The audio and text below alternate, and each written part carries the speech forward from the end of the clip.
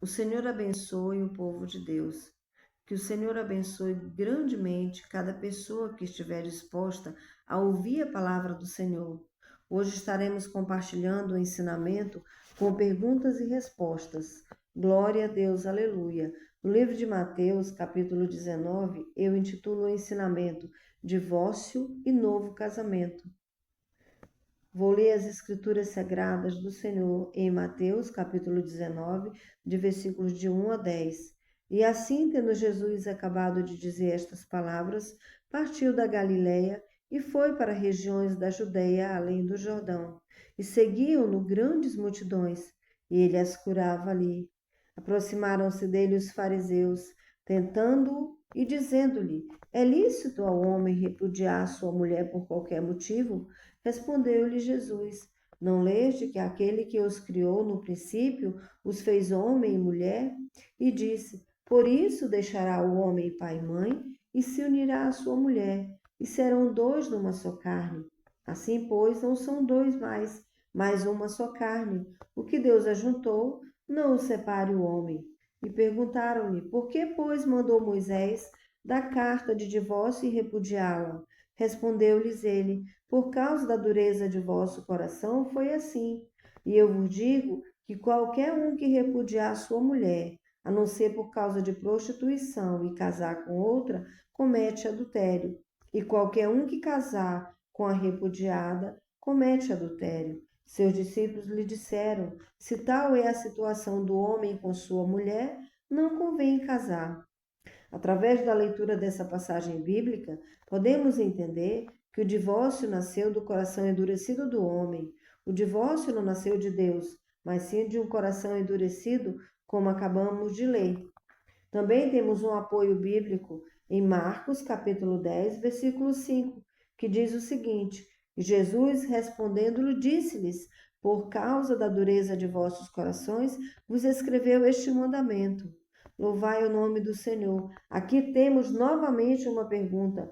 Louvai o Santo de Israel, mas também nós temos uma resposta. Uma pessoa divorciada pode se casar novamente enquanto sua esposa estiver viva? Glória a Deus. O homem se casou, se divorciou e quer se casar novamente, mas sua primeira esposa está viva. Esse casamento é possível?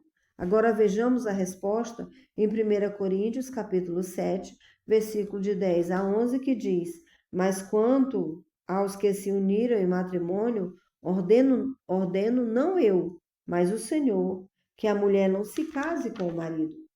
E se ela se separar, que permaneça solteira, ou se reconcilie com seu marido, e que o marido não abandone sua mulher. Aqui está escrito na palavra do Senhor que o homem, se ele se divorciar, ou a mulher se divorciar, deve permanecer solteira enquanto seu cônjuge, seu primeiro marido, estiver vivo ou viva. Agora, qual é a situação espiritual de uma pessoa divorciada? Qual é a situação espiritual de uma pessoa que se divorcia enquanto sua primeira esposa está viva, ou o caso da esposa enquanto seu marido está vivo? Podemos ler isso aqui no livro de Mateus, capítulo 19, versículo 9. E eu vos digo que qualquer um que se divorciar de sua mulher, exceto por causa de fornicação e casar com outra mulher, comete adultério. E qualquer que casar com a divorciada comete adultério também. Temos um apoio bíblico no livro de Marcos, capítulo 10, versículos 11 e 12, que diz o seguinte: E ele lhes disse: Quem se divorciar de sua mulher e se casar com outra ou com outro, ele comete adultério. A pessoa que se divorcia e se casa novamente, enquanto seu primeiro cônjuge está vivo ou viva, se torna adúltero ou adúltera. Eu também tenho outra pergunta aqui. Qual é a situação espiritual de uma pessoa que nunca foi casada e uma pessoa divorciada cuja primeira esposa ou marido está vivo? Estamos falando de uma pessoa que nunca foi casada, mas se casa com uma pessoa divorciada. A resposta também está aqui no livro de Mateus, capítulo 19, versículo 9. E eu lhe digo que qualquer um que se divorciar de sua mulher, exceto por fornicação e se casar com adúltera, e qualquer que se casar com adúltera divorciada, ou seja, a pessoa que se casar com uma pessoa divorciada, também se tornará adúltera. Aqui eu tenho um respaldo bíblico que significa quando uma pessoa se une a outra. Em 1 Coríntios capítulo 6, versículo 16, diz o seguinte: ou não sabeis que aquele que se une a uma prostituta é um só corpo com ela? Por diz que os dois serão uma só carne. Ou seja, espiritualmente, uma pessoa que se casa com uma pessoa divorciada e se une a essa pessoa, eles são uma só carne. Portanto, se esse homem é adúltero, ou se essa mulher é adúltera, essa pessoa nunca foi casada. Também se torna adúltera ou adúltero. Bendito seja o nome do Senhor. Agora temos aqui outra pergunta para você. Vamos dar uma olhada em 2 versículos de Mateus capítulo 19, versículos 5 e 6. Louvado seja o nome do Senhor. E disse: portanto, deixará o homem pai e mãe e se unirá à sua mulher, e serão os dois uma só carne. Portanto, não são mais dois, mas uma só carne. Portanto, o que Deus uniu, o homem não separa. Aqui o Senhor está nos falando o que Deus uniu, vamos analisar. Portanto, o que Deus uniu, o homem não separe. Louvado seja o nome do Senhor. Aqui o Senhor está falando algo muito contundente. Portanto, o que Deus uniu, o homem não separe. Já começando a palavra de Deus, podemos ler que Moisés deu uma carta de divórcio por causa do coração endurecido do homem, que o forçou a legalizar o divórcio. Mas quem era Moisés? Moisés era um homem, e aqui está uma falha. Há uma falha espiritual. E quem separa um casamento? O casamento é separado por um juiz, assim como é legalmente separado por um advogado. Legalmente o juiz e um advogado podem separar um casamento. E quem são eles? São homens e mulheres, onde o Senhor estabeleceu que o que Deus uniu, ninguém separe. Ele foi muito claro nessa resposta. E aqueles que separam legalmente um casamento, pode ser um juiz ou um advogado, eles são homens e mulheres. Agora, outra pergunta: quem separa um casamento? Quem separa, se não for separado por um juiz, se não for separado por um advogado, se não for separado como Moisés escreveu, quem separa um casamento? Essa resposta pode ser encontrada no livro de Romanos, capítulo 7, versículo de 1 a 3. Não sabeis, irmãos, pois falo aos que conhecem a lei, que a lei tem domínio sobre o homem enquanto ele vive. Pois a mulher casada está sujeita pela lei ao marido enquanto ele vive. Mas se o marido morrer, ela fica livre da lei do marido. Se, pois, for casada com outro homem, vivendo o marido, será chamada adúltera. Mas o morto, o marido, estará livre da lei, de sorte que estará livre da lei do marido, para que, se ela se unir a outro marido, não seja adúltera. Também podemos obter outro respaldo bíblico em 1 Coríntios, capítulo 7, versículo 39. A mulher casada está vinculada à lei de Deus e a mesma enquanto o seu marido viver, mas se seu marido morrer, ela é livre para se casar com quem quiser, desde que seja no Senhor. Agora podemos entender como a palavra de Deus é estabelecida quando ele disse: o que Deus uniu, não separe o homem. Mas estamos certos de que o único que separa um casamento é a morte. Ou seja, o único que separa um casamento é Deus. O único que separa o homem de um casamento é Deus. O homem não separa espiritualmente um casamento. Glória a Deus. Agora também temos aqui algumas referências bíblicas sobre o adultério, pois devemos sempre ter em mente a palavra de Deus para dar uma resposta a qualquer situação. Tudo deve ter respaldo bíblico. Glória a Deus, aleluia. O exemplo bíblico de adultério pode ser lido no livro de Mateus, capítulo 14, versículo de 1 a 11, que diz: naquele tempo, o tetrarca Herodes, ouvindo a fama de Jesus, disse aos seus servos: este é João Batista, ressuscitou dos mortos e por isso estas virtudes operam nele. Porque Herodes tinha prendido João e que tinha acorrentado e tinha encerrado na prisão por causa de Herodias, mulher de Filipe, seu irmão. Pois João lhe disse: não te é lícito possuí-la. E Herodes queria matá-lo, mas temia o povo que considerava João como um profeta.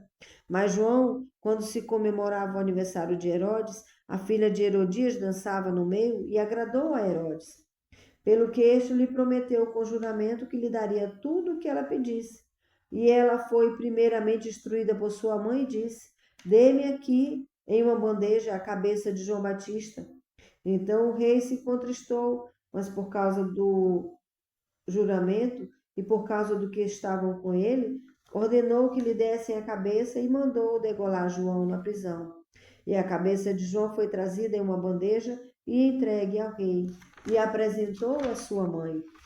Como é triste que João Batista tenha perdido a cabeça e morrido por causa da palavra do Senhor, porque Herodes e Filipe eram irmãos, mas Herodia era a esposa de Filipe, e Herodes também se casou com Herodias, enquanto Filipe ainda estava vivo. Se Filipe tivesse morrido, não haveria nenhum problema com o fato de Herodes estar com Herodias. Mas aqui podemos ver e ler claramente que Filipe estava vivo e que João Batista estava falando com ele que não era lícito que ele tivesse a esposa de seu irmão. Aqui está biblicamente uma questão de adultério, e é triste que um homem tenha perdido sua vida por falar a verdade. Glória a Deus, aleluia. Temos também uma referência bíblica, louvado seja o nome do Senhor, das pessoas que estão na igreja levando a mensagem de Deus, ministrando a palavra de Deus, ministros do Senhor que estão nos altares e estão nesta situação de adultério, onde podemos obter esse respaldo bíblico. No livro de Malaquias, capítulo 2, 10 a 16, que diz: não temos todos um só Pai? E não foi só Deus quem nos criou? Judá transgrediu e a abominação se cometeu em Israel e em Jerusalém, porque Judá profanou o santuário do Senhor, a quem se casou com a filha de deuses estranhos. E o Senhor estipará das tendas de Jacó o homem que fizer isso, e o que vigia, e o que responde, o que oferece a oferta ao Senhor dos Exércitos. E fareis com que o altar do Senhor se cubra de lágrimas, de choro, e de modo que não atente mais para a oferta, nem aceite de boa vontade da vossa mão. Mas direis por quê? Porquanto o Senhor entre ti e a mulher da tua mocidade, contra a qual fortes desleal, sendo ela a tua companheira e a mulher da tua aliança. Veja como é importante ouvir a palavra do Senhor. Veja o que o Senhor está dizendo aqui. Ele é uma testemunha. A primeira testemunha em um casamento é Jeová. Vou reler o versículo 14, mas você dirá por que Jeová testemunhou. Ou a principal testemunha em um casamento é chamada de Senhor Jeová, porque Jeová testemunhou no casamento contra quem foi infiel, ela sendo uma companheira e a esposa de sua aliança. Agora, o 15, uma pergunta ele fez, tendo em abundância de espírito, e por que buscavam uma descendência para Deus? Portanto, guardai-vos em vosso espírito, e não sejais desleais com a mulher da vossa mocidade, pois o Senhor Deus de Israel disse que odeia o divórcio, ou em outras palavras, que odeia o divórcio. Aquele que cobre com a sua roupa com iniquidade, disse o Senhor dos Exércitos. Portanto, guardai-vos em vosso espírito e não sejais desleais. Aqui o Senhor está falando daqueles que ministram a palavra, que são sacerdotes. O Senhor está falando ali, bendito seja o nome do Senhor, que se há pessoas ministrando a palavra de Deus nos altares, nessas condições. Agora eu vou analisar algo, meu irmão. Vamos analisar, você e eu. Porque é muito importante saber que em condição espiritual estamos e o que estamos fazendo em nossas vidas. Pode uma pessoa que foi casada novamente, enquanto sua primeira esposa ou marido está vivo e está em um estado crítico de morte, a pessoa está à beira da morte. Minha pergunta é: se ela se reconciliar com o Senhor Jesus Cristo, ela alcançará a salvação? Será que uma pessoa que se casou novamente alcançará a salvação? Se ela se reconciliar na última hora? Onde temos a resposta? Temos a resposta no livro de Romanos, capítulo 7, versículo 1 e 2. Não sabeis, meu irmão, pois falo aos que conhecem a lei, que a lei tem domínio sobre o homem enquanto ele vive, porque a mulher casada está ligada pela lei ao marido, enquanto ele vive, mas se morrer, o marido fica livre da lei da mulher. Aqui estamos lendo, meus irmãos, que a lei terrena domina o homem enquanto ele vive. Enquanto ele vive, bendito seja o nome do Senhor. Se a primeira noiva, a pessoa com quem ele se casou no início, ainda estiver viva, a pessoa que se casou novamente, que está à beira da morte, e não se reconciliou com o homem e com Deus, aqui pode ser salvo e se arrepender antes de morrer. Vou ler outros versículos para que vocês meditem sobre isso, meus irmãos. No livro de Mateus, capítulo 18, versículo 18, diz o seguinte: Em verdade vos digo que tudo o que eu ligar na terra será ligado no céu, e tudo o que desligardes na terra será desligado no céu. Glória a Deus.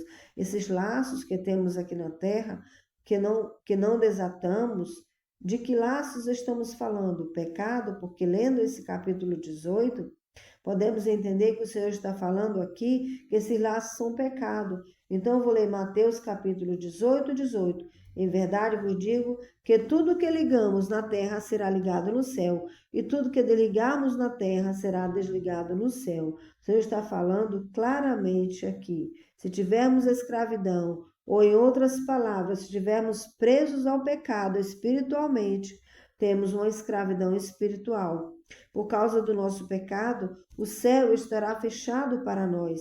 Se estiver preso aqui espiritualmente, está preso no céu, e a única maneira é soltar essa escravidão aqui na terra, para que seja solta no céu. Como por meio da fé em Cristo, somos libertados. Também temos outro apoio bíblico no livro de Eclesiastes 9:4. Há esperança para todo aquele que está entre os vivos, pois um cão vivo é melhor do que um leão morto. Amém? Portanto, irmãos, amigos, a mensagem do Evangelho é: arrependam-se e voltem-se para Cristo, enquanto ainda há esperança. Digamos não ao pecado. Que o Senhor nos abençoe. Amém.